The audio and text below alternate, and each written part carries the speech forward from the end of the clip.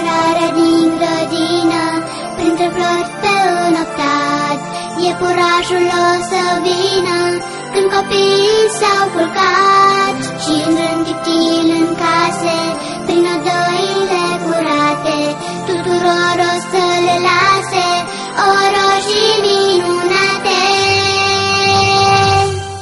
Dacă vreți să mulțumiți, după ce v-ați deșteptat, salutați-i pe părinți, cu Hristos a înviat.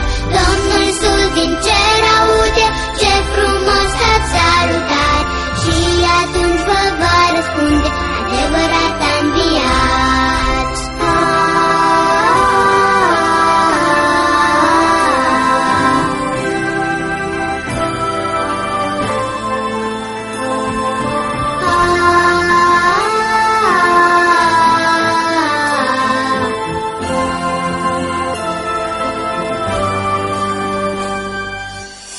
Oroșii colorate umplu mesele de Paști, iar în inima înstelată bucurie tu te naști. În biserica creștină slujbele împărătești dau de veste apropierea sărbătorilor cerești. Dacă vreți să-i mulțumiți, după ce v-ați deșteptat, salutați-i pe părinți, cu Hristos a înviat.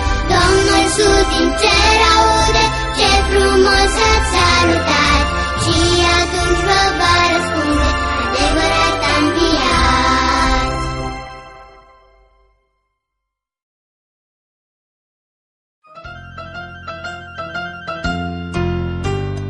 Easter bunny, looking kind of funny with your basket of eggs.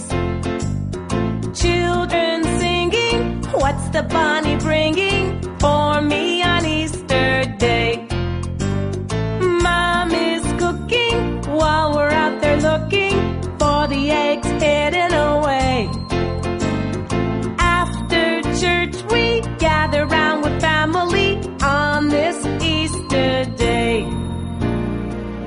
2,000 years ago, Jesus died for our sins. Remember his resurrection and the joy it brings. Flowers blooming, springtime's looming, everything is coming alive. Easter colors, yellow, blue, and others tell us spring has arrived. Children are playing and everybody's saying, so good to see you today. We're all together, the merrier the better, on this Easter holiday.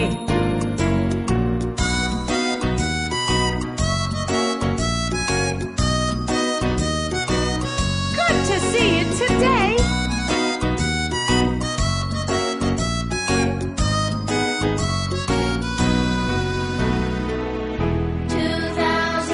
Years ago, Jesus died for our sins. Remember his resurrection and the